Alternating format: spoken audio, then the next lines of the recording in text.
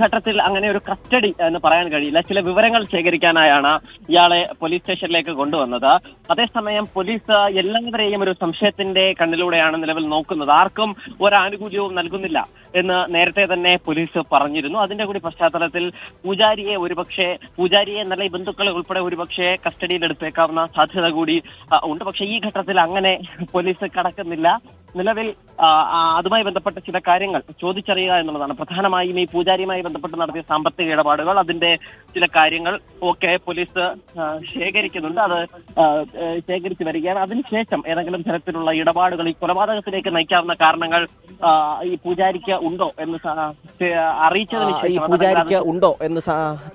അറിയിച്ചതിന് ശേഷം അതല്ലെങ്കിൽ അത് ചോദ്യം ചെയ്തതിന് ശേഷം മാത്രമേ അതിൽ ഒരു വ്യക്തത വരൂ. അതിന് പിന്നാലെയാകും മറ്റ് നടപടികൾ ഉണ്ടാവുക. എന്തായാലും ഇന്ന് 5 മണിവരെ ഈ പ്രതി ഹരികുമാറിനെ കോടതിയിൽ ഹാജരാക്കാൻ സമയമുണ്ട്. അതിനുള്ളിൽ തന്നെ തിരക്ക് പിടിച്ച മറ്റ് പല ജോലികളും പോലീസിനെ സംബന്ധിച്ചിടത്തോളം ഉണ്ട്.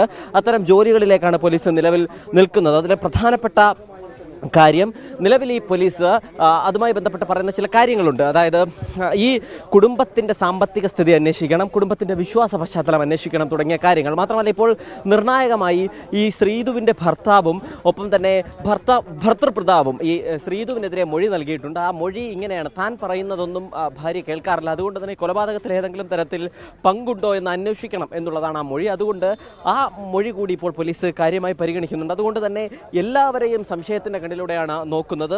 മാത്രമല്ല SP പറഞ്ഞ ഒരു കാര്യം പ്രധാനമാണ്. അതായത് ഒറ്റപ്രതി മാത്രമാണ് ഉള്ളത് എന്ന് ഈ ഘട്ടത്തിൽ പറയാൻ കഴിയില്ല എന്നുള്ളത്. നിലവിൽ അറസ്റ്റിലായത് മാത്രം ഒരാൾ എന്ന് മാത്രമേ പറയാൻ കഴിയൂ.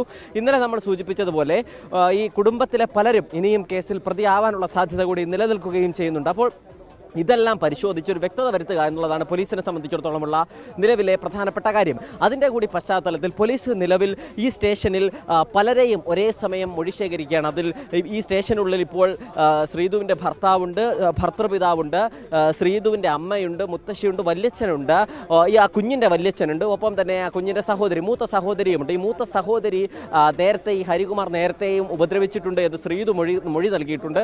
ആ മൊഴി പരിശോധിക്കുകയും എങ്ങനെയൊക്കെയാണ് ഉപദ്രവിച്ചത്, ഹരികുമാർ ഈ മക്കളോടുള്ള സ്വഭാവം എങ്ങനെയായിരുന്നു എന്നതുൾപ്പെടെയുള്ള കാര്യങ്ങളിലാണ് ആ വിവരം തേടുന്നത്. മാത്രമല്ല വാട്സാപ്പ് ചാറ്റുകൾ റിട്രീവ് ചെയ്യാനായി ശാസ്ത്രീയ പരിശോധനയ്ക്ക് അയച്ചിട്ടുണ്ട്. കാരണം ഇന്നലെ ചില വാട്സാപ്പ് ചാറ്റുകൾ മിസ്സിംഗ് ആയിരുന്നു. ആ മിസ്സിംഗ് ആയ ചാറ്റുകൾ എന്ത് എന്ന് പോലീസ് കണ്ടെത്തും. അതിന് മുൻപുള്ള വാട്സാപ്പ് ചാറ്റുകളും എന്ത് എന്ന് പോലീസ് കണ്ടെത്തുകയും ചെയ്യും.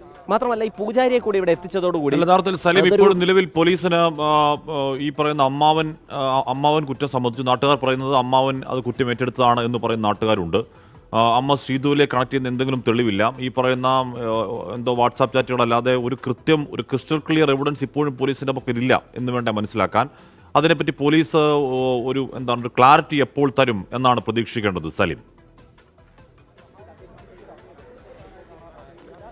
ഹാഷ്മി, പോലീസ് ഇക്കാര്യത്തിൽ ക്ലാരിറ്റിയോടുകൂടിയുള്ള മറുപടിക്കായി തന്നെയാണ് നമ്മളും കാത്തിരിക്കുന്നത്. പോലീസ് പറയുന്നത് എല്ലാത്തിൻ്റെയും വ്യക്തമായ ഉത്തരത്തിന് ശേഷം മാധ്യമങ്ങളെ കാണുമെന്നുള്ളതാണ്. ഇന്ന് വൈകുന്നേരം 5 മണിക്കുള്ളിൽ തന്നെ അതിലൊരു വ്യക്തത വരും എന്നാണ് നമ്മൾ മനസ്സിലാക്കുന്നത്. കാരണം ഹരികുമാറിലേക്ക് അന്വേഷണം ഒതുക്കുക എന്നുള്ളതല്ല പോലീസിൻ്റെ ലക്ഷ്യം. ഹരികുമാർ ഈ കുറ്റം ചെയ്തു, അതല്ലെങ്കിൽ ഈ കുറ്റത്തിൽ പങ്കുണ്ട് എന്ന് മനസ്സിലാക്കുന്ന വ്യക്തമായ തെളിവുകൾ പോലീസിന് ലഭിച്ചിട്ടുണ്ട്. പക്ഷേ ഹരികുമാർ ഒറ്റയ്ക്കാണോ, അതിനുള്ള പ്രേരണ എന്ത് എന്നുള്ളതിലാണ് പോലീസ് ഇപ്പോൾ പ്രധാനമായും ചില മൊഴി വിവരങ്ങൾ ശേഖരിക്കുന്നത്. കാരണം ഏതെങ്കിലും തരത്തിൽ അങ്ങനെ ഈ കുട്ടിയെ കൊലപ്പെടുത്താനുള്ളൊരു വൈരാഗ്യം, അതായത് കുട്ടിയുടെ ഈ അമ്മയോട്, സഹോദരിയോട് താല്പര്യമുണ്ടായിരുന്നു, വലിയ ഇഷ്ടമുണ്ടായിരുന്നു. അതിൻ്റെ കൂടി പശ്ചാത്തലത്തിൽ ഈ മക്കളുണ്ടായത് ഇഷ്ടപ്പെട്ടില്ല, അതുകൊണ്ട് കൊന്നു എന്നുള്ളതൊക്കെ അങ്ങനെ പോലീസിന് വിശ്വസിക്കാൻ കഴിയില്ല. അതല്ലാതെ ഏതെങ്കിലും തരത്തിൽ വിശ്വാസത്തിൻ്റെ ഭാഗമായി ഈ കൊലപാതകത്തിന് സാധ്യതയുണ്ടോ എന്ന് പോലീസ് പരിശോധിക്കുന്നുണ്ട്. അങ്ങനെ പല കാര്യങ്ങൾ പല ആംഗിളിൽ പോലീസ് തിടുക്കത്തിൽ പരിശോധനയും ഒരു ക്രോസ് ചെക്കിങ്ങും നടത്തുകയാണ്. അതിനെല്ലാത്തിനും നിർണായകമായി ഇപ്പോൾ വേണ്ടത് ശ്രീധുവുമായുള്ള വാട്സാപ്പ് ചാറ്റിൻ്റെ ഈ നഷ്ടപ്പെട്ടു പോയ ഭാഗങ്ങൾ വീണ്ടെടുക്കുക എന്നുള്ളതാണ്. അത് വളരെ വേഗത്തിൽ തന്നെ നൽകാൻ പോലീസ് ആവശ്യപ്പെട്ടിട്ടുണ്ട്, സൈബർ സെല്ലിനോട് ആവശ്യപ്പെട്ടിട്ടുണ്ട്. ഇത്രയും വേഗത്തിൽ തന്നെ ആ വാട്സാപ്പ് ചാറ്റുകൾ കൂടി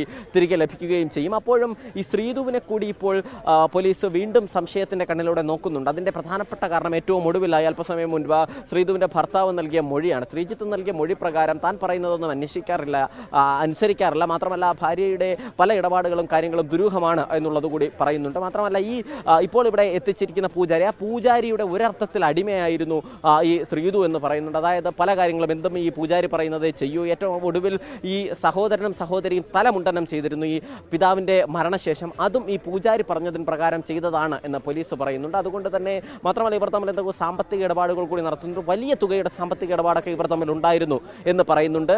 അങ്ങനെ ഇതെല്ലാം പരിശോധിച്ചതിന് ശേഷം മാത്രം ശ്രീതു പറഞ്ഞിട്ടാണോ ഈ കുഞ്ഞിനെ കിണറ്റിലിട്ടത് എന്നതുൾപ്പെടെയുള്ള കാര്യങ്ങളിൽ പോലീസ് വ്യക്തത വരുത്തും. നമുക്ക് ഈ ഘട്ടത്തിൽ അതങ്ങനെ പറയാൻ കഴിയില്ല. നമുക്ക് ഈ ഘട്ടത്തിൽ നമുക്ക് മുൻപിലുള്ളത് ഒരേ ഒരു പ്രതി മാത്രമാണ്, ഹരികുമാർ മാത്രമാണ്. പക്ഷേ പോലീസ് അങ്ങനെ ഒരു പ്രതിയുടെ അറസ്റ്റ് രേഖപ്പെടുത്തിയതിനപ്പുറത്തേക്ക് മറ്റു പല ഡയമെൻഷൻസിനും ഈ കേസിൽ സംശയിക്കുന്നുണ്ട്. അത് മറ്റൊരു ആംഗിളിലേക്ക് അതിൻ്റെ ഏറ്റവും ഒടുവിൽ ഇന്നലെ പറഞ്ഞ കാര്യം മാത്രമല്ല കൊലപാതകത്തിലേക്ക് നയിച്ചത് എന്ന നിലയിലേക്ക് കൂടി വരുമോ എന്ന സംശയമൊക്കെ ഉണ്ട്. അതുകൊണ്ടാണ് പോലീസ് മാധ്യമങ്ങളോട് ഇക്കാര്യങ്ങളിൽ ഒരു വ്യക്തത വരുത്താത്തത്. പോലീസ് പറയുന്നുണ്ട് എല്ലാവരെയും സംശയത്തോടെയാണ് നിലവിൽ നോക്കുന്നത്, ആർക്കും ഒരാനുകൂല്യവും നൽകിയിട്ടില്ല എന്ന് പറയുന്നുണ്ട്. എപ്പോൾ ഇതിലെ കാരണം വ്യക്തമാകുമെന്ന് പറഞ്ഞപ്പോൾ അതിന് ചിലപ്പോൾ ദിവസങ്ങളൊക്കെ നമുക്ക് എടുത്തേക്കാമെന്ന് പറയുന്നുണ്ട്. എന്തായാലും ഇന്നലെ വൈകുന്നേരം 5 മണിക്കാണ് ഹരികുമാറിൻ്റെ അറസ്റ്റ് രേഖപ്പെടുത്തിയത്. 24 മണിക്കൂർ വരെ കോടതിയിൽ ഹാജരാക്കാൻ സമയമുണ്ട്. അതുകൊണ്ട് തന്നെ ഇന്ന് വൈകുന്നേരം 5 മണിക്കുള്ളിൽ കോടതിയിലേക്ക് ഹരികുമാറിനെ ഹാജരാക്കിയാൽ മതി.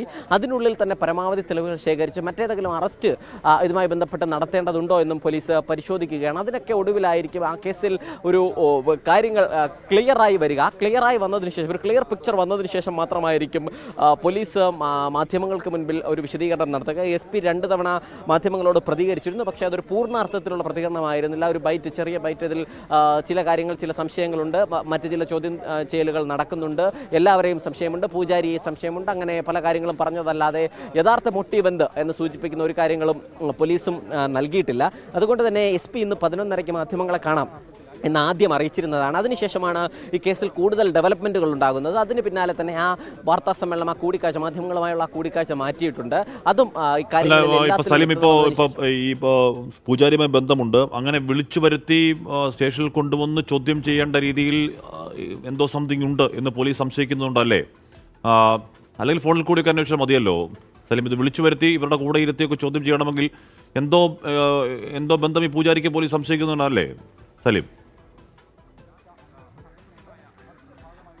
ഹാഷ്മി, പൂജാരിയും ഈ കുടുംബവും തമ്മിൽ, അതായത് ശ്രീതുവും സഹോദരനും പൂജാരിയും തമ്മിൽ ചില ഇടപാടുകളുണ്ട്, ചില ബന്ധങ്ങളുണ്ട്. പക്ഷേ പോലീസിന്റെ സംശയം, അതായത് അതിൽ 2 നിലയിലാണ്. ഒന്ന്, ഈ കൊലപാതകത്തിലേക്ക് നേരിട്ട് നയിക്കുന്നത് കാരണവും പൂജാരിയും തമ്മിൽ ബന്ധമുണ്ടോ എന്ന് പോലീസ് സംശയിക്കുന്നുണ്ട്. പക്ഷേ അതിനപ്പുറത്തേക്ക് പോലീസ് പ്രധാനമായും ഈ പൂജാരി ഇവിടേക്ക് കൊണ്ടുവരാൻ കാരണമായത് ഈ കേസിൽ ഇവർക്ക്, അതായത് ഈ പ്രതിയായ ഹരികുമാറിനും ഒപ്പം തന്നെ സഹോദരി ശ്രീതുവിനും ഇയാളോടൊപ്പമുള്ള അടുത്ത ബന്ധവും സാമ്പത്തിക ഇടപാടുമാണ്. അതുകൊണ്ട് തന്നെ സ്റ്റേഷനിൽ എത്തിച്ച് തന്നെ ചോദ്യം ചെയ്യേണ്ടതുണ്ട് എന്നുള്ള ഇതിൻ്റെ കൂടി അടിസ്ഥാനത്തിൽ സ്റ്റേഷനിലേക്ക് പൂജാരിയെ കൂട്ടിക്കൊണ്ടുവന്നത്. പക്ഷേ കൊലപാതകത്തിലേക്ക് നയിക്കാൻ അത്തരത്തിലൊരു പൂജാരി ബന്ധം കാരണമായോ എന്ന് പോലീസിന് ഇപ്പോഴും വ്യക്തതയില്ല. അതുകൊണ്ട് ഈ പൂജാരിയെ കൂടി ചോദ്യം ചെയ്തതിന് ശേഷം ഈ സാമ്പത്തിക ഇടപാട് എന്തിന് എന്നുള്ളത് പ്രധാനമായും അറിയേണ്ട കാര്യമാണ്. പ്രത്യേകിച്ചും ഈ വിശ്വാസത്തിൻ്റെ ഭാഗമായാണോ എന്നുള്ളതിൻ്റെ സംശയം. ഈ മരണാനന്തര ചടങ്ങ്, ആ വീട്ടിലൊരു മരണാനന്തര ചടങ്ങ് നടക്കുമ്പോഴാണ് ഈ കുട്ടിയുടെ കൊലപാതകവും ഉണ്ടായത്. അതും ഈ വിശ്വാസത്തിൻ്റെ ഭാഗമായ എന്തെങ്കിലും തരത്തിലുള്ള കണക്ഷൻ ഉണ്ടോ എന്നതുൾപ്പെടെ പോലീസ് പരിശോധിക്കുകയാണ്. പരിശോധിക്കുമ്പോഴും പോലീസിന് ആ കൊലപാതകത്തിലേക്ക് നയിച്ചതിൽ പൂജാരിക്ക് എന്തെങ്കിലും പങ്കുണ്ട് എന്നുള്ളത് ഈ ഘട്ടത്തിൽ നമുക്ക് പറയാൻ കഴിയില്ല. അങ്ങനെ ഒരു തെളിവോ ഒന്നും ലഭിച്ചിട്ടുമില്ല. പക്ഷേ ആ നിലയിൽ ഉൾപ്പെടെയുള്ളൊരു എല്ലാ തരത്തിലുമുള്ള ഒരു സർവ്വതല സ്പർശിയായ അന്വേഷണം പോലീസ് നടത്തുന്നു എന്നുള്ളതാണ്. എല്ലാ മേഖലകളും കടന്നുകൊണ്ടുള്ള ഒരു അന്വേഷണം പോലീസ് നടത്താൻ തീരുമാനിച്ചിരിക്കുന്നതിൻ്റെ പശ്ചാത്തലത്തിലാണ് ഭർത്താവിൻ്റെ കുടുംബത്തിനെയും ഒപ്പം തന്നെ ഈ അമ്മയുടെ കുടുംബത്തിനെയും ഒപ്പം ഈ പൂജാരിയും, അങ്ങനെ ഈ 3 വ്യത്യസ്ത കുടുംബങ്ങളെയും ഇവിടേക്ക് എത്തിച്ചിട്ടുണ്ട്. തെളിവെടുപ്പ് പരമാവധി പരിശോധിക്കുകയാണ് പോലീസ്. അമ്മാവനിൽ മാത്രം ഒതുക്കുന്നില്ല ബാലരാമപുരത്തെ 2.5 വയസ്സുകാരിയുടെ കൊലപാതകത്തിന്റെ ഉത്തരവാദിത്വം. ഇപ്പം ഏറ്റവും ഒടുവിൽ കുടുംബവുമായി അടുത്ത ബന്ധമുള്ള പൂജാരിയെ സ്റ്റേഷനിലേക്ക് കൊണ്ടുവന്ന് വിശദമായി ചോദ്യം ചെയ്യുകയാണ്. അല്പസമയത്തിനകം ആ വിഷയത്തിൽ വ്യക്തമായ മറുപടി പറയാം എന്ന് പറയുകയാണ് പോലീസ്.